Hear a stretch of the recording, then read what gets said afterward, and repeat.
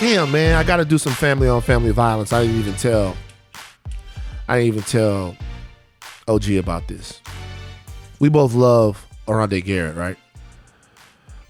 Yeah. So there's somebody in the OG. I'm sorry. I just realized where this is going. There's somebody in the OG family. So are you in business with Oronde? We have to say this. I'm not. You're not. Okay. I am. My manager is Oronde Garrett. Great man. He's done things with Rachel before, I think, right? Kind of. Okay. But he manages a lot of different people. One of the people that he manages is Idris Elba. I have to say this because it's pertinent to the story. Idris Elba had a movie come out called The Beast, and it was about him versus a lion. It was him versus a lion. Now, it wasn't Mountain Lion, so... Music. Play the... Come on, give it to Play me. the sound.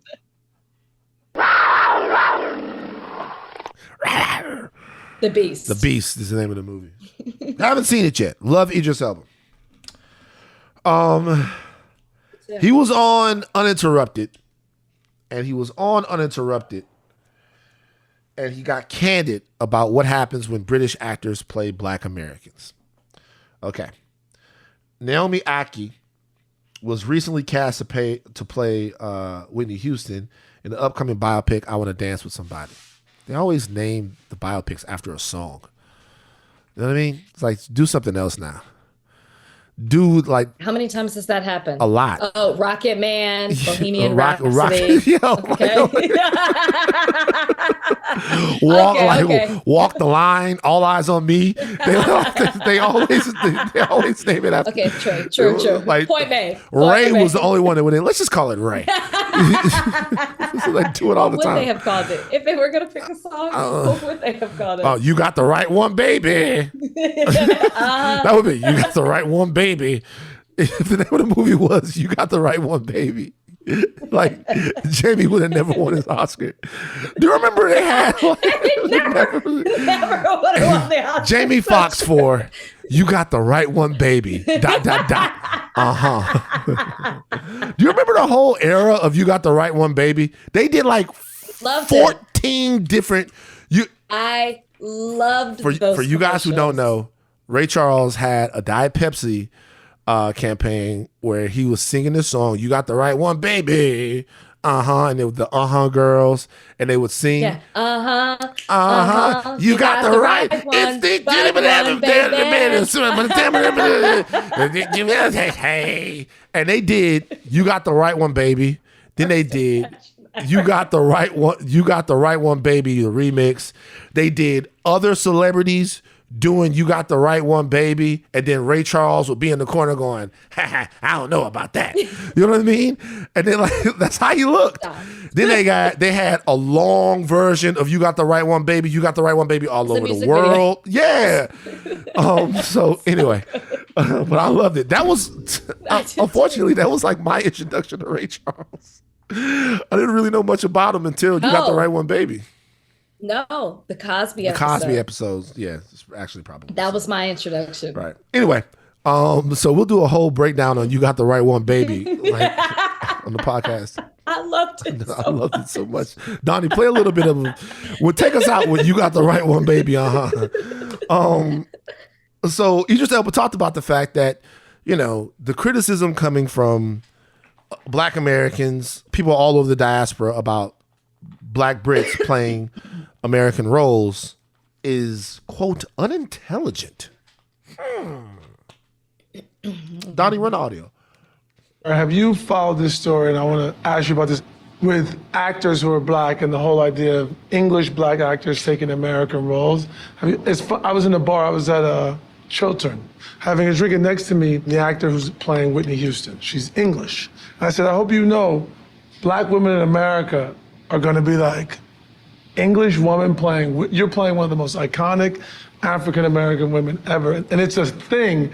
What do you feel about that? Even the way you framed it up, though, taking American roles, right? Yeah, it's crazy that it's right? But like, you know what I noticed? You said a Black woman in America versus an English woman. Like, being English makes you less black. Exactly. That's the issue. Like, That's the issue. to me, that defines how unintelligent the whole argument is. No disrespect to anyone that has that feelings, it is what it is, but the fact is we're all black. Like, let's just be, you know, you get a Scottish actor playing an Irish character or an English actor, you don't hear about the debate.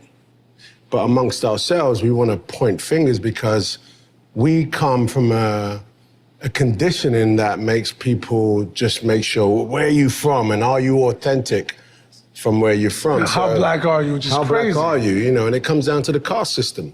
And it's annoying to me, really annoying. My grandfather fought the Second World War for this country, US, comes from Kansas City.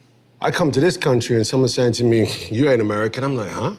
How dare you? Yeah, exactly. But the truth is, you know, what am I going to bring that out as some sort of like argument? Well, the idea, it's a character. I mean, it's for anybody. It's really. acting. It's acting. How It's do you acting. feel Cultural about that? appropriation, though, is Yes. definitely something that we should pay attention to. Sure. But in the acting profession, one should be allowed to play.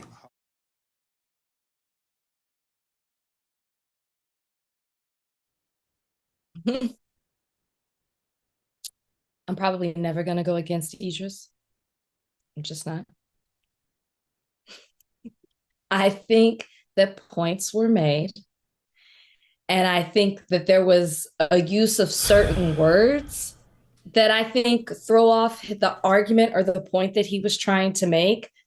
But I do agree with the whole, it does seem to be this conversation that we have within our own community of not necessarily my black is better than your black, but more of like, this black is reserved for this and this black is reserved for that. And I don't necessarily think that that's fair when I am thinking of black actors that have played certain roles, English black actors or actresses that have played certain roles like Daniel Kaluuya and Fred Hampton. As Fred Hampton in Judas and the Black Messiah. I don't know that not him being English made the role, like changed what he did in that role. Like so I understand the point. I see the other side of it, but to me, I think that we're making it a bigger deal than it needs to be. I did not have a problem with Cynthia Erivo playing Harriet Tubman. I didn't look at her as, wow, this is this Black English actress playing this American Black woman. I just looked at the representation of it. And so to me, I don't think it's that big of a deal. What do you think I think? That it is? Hell yeah. And let me tell you why. So I think that 0% of what he said had merit, if I'm being honest with you. That's a big round nothing burger. Okay? He's a great guy and a very strong black man. So I can understand where he's coming from. I don't think that people are looking at this as a value judgment when they're talking about the difference between someone that's black from the UK and someone that's black from from America. The great thing about the diaspora is that there's one thing that unites us, but culturally, like there's a culture that unites us, but culturally we're not necessarily the same. The slang is different, the talk is different, the music can be different, the cuisine is different, the things that make up culture, sometimes the very gods, the worship, the customs, all of those things can be different. Hell, those things can be different throughout the diaspora. Those things are different here in America. They're all different, right? Absolutely. You know what I mean? So things are different. So, but there's one thing that is the same. One thing that continuously gets, and I'm going to talk about this from the heart, one thing that continuously gets reiterated to me is sometimes there's a specific view of black Americans. It seems as if that black Americans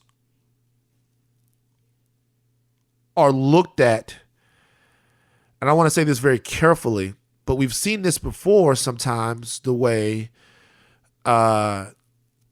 groups that we share skin color with from all over diaspora look at us. And at times they'll say things, and at times we'll say things.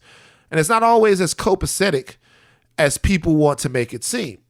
But one thing that is very important to me, and it doesn't really have anything to do so much with acting, it has something to do with identity. To me, it is the birthright of a Black American to have played Harriet Tubman.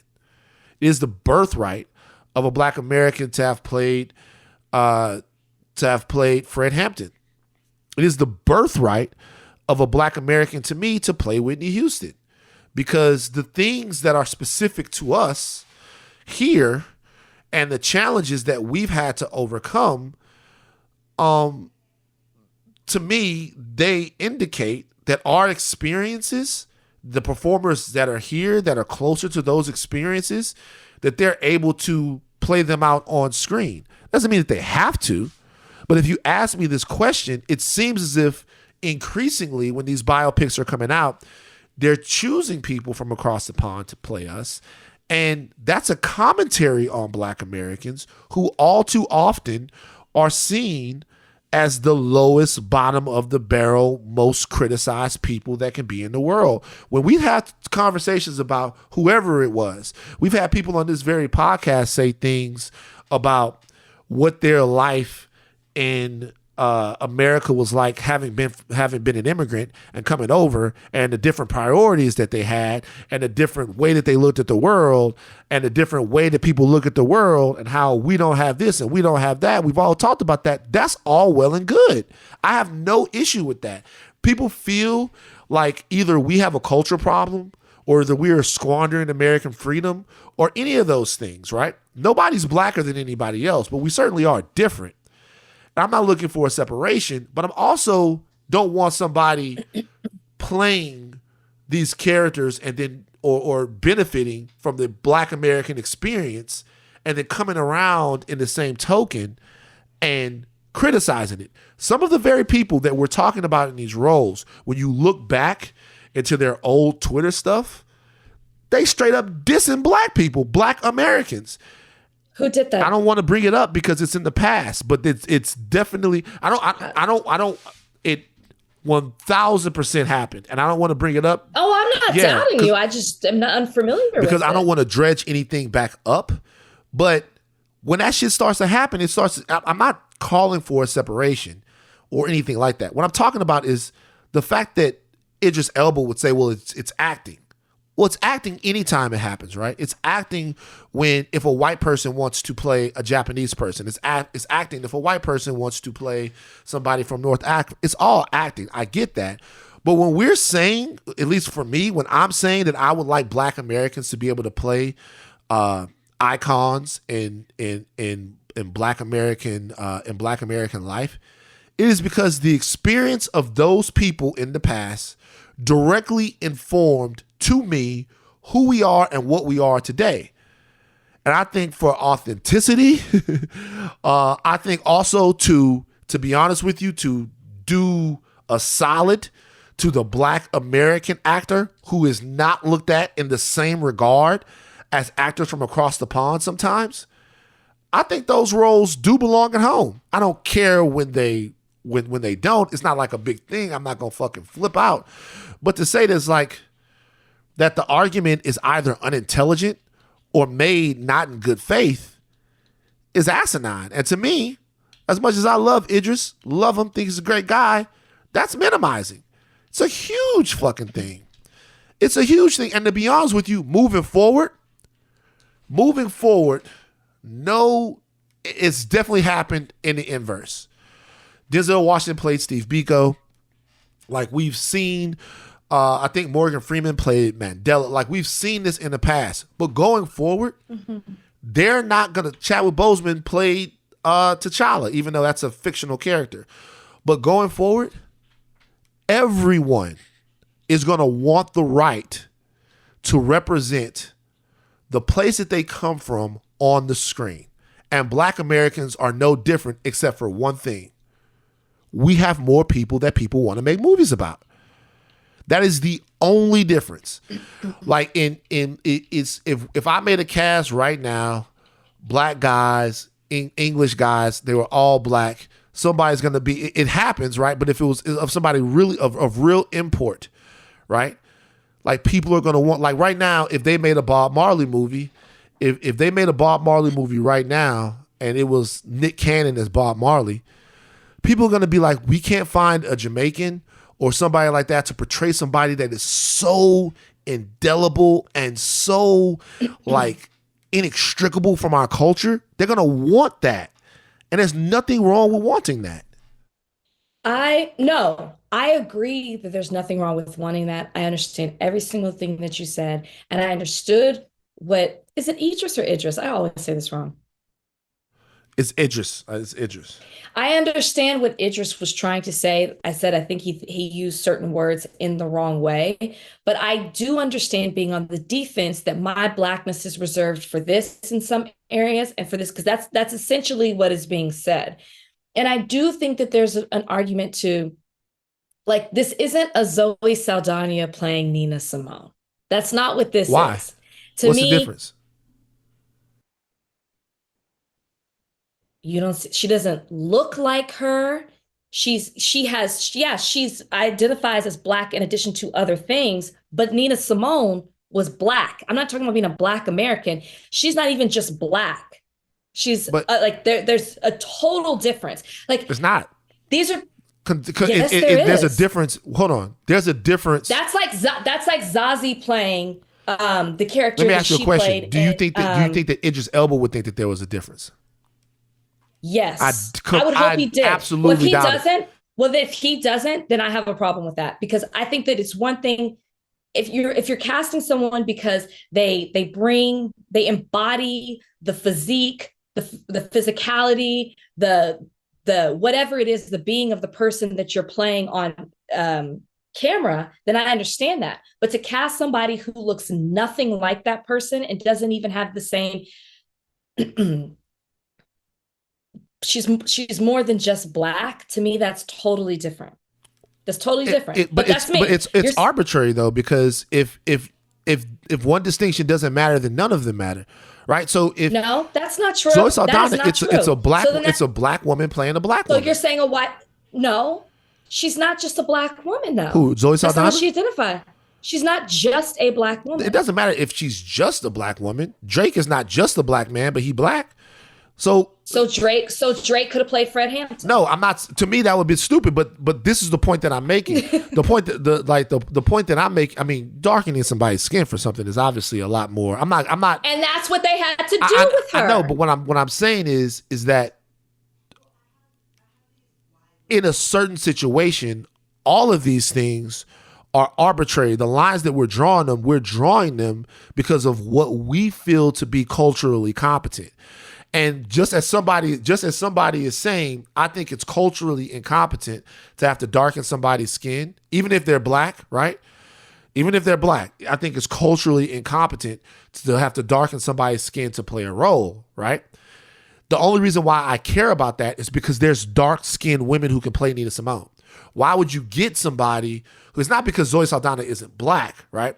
There's darker skinned women who can play Nina Simone. So why would you just get a darker skinned woman who can play Nina Simone to play Nina Simone?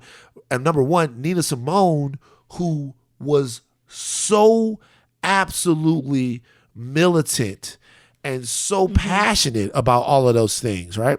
Or Fred Hampton. Loved Daniel, loved the performance, don't have any issue with it.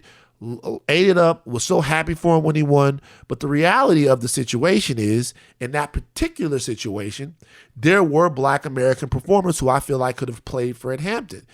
And so to me, all of these things have to do with what's culturally competent and what's culturally incompetent. And I'm not saying that there's anything wrong with what's going on, but I'm saying is there's obviously a conversation that has to be had, because but you're also saying that they shouldn't be playing it moving forward. You shouldn't. No, when I'm like, the shouldn't be doesn't really rate to me. Like, because there's no shouldn't be to me. The reason why there's no shouldn't be to me is because there's only be and not be. Shouldn't doesn't really matter. What I'm saying is that the criticism of it is totally valid. I'm not going to stand in anybody's way making money or giving great performances, because the art is the art, right? Now, what you talked about with Nina Simone is a fantastic point but it's just a lot more flagrant. What I'm talking about right now is this argument is nuanced, but it's essentially the same one.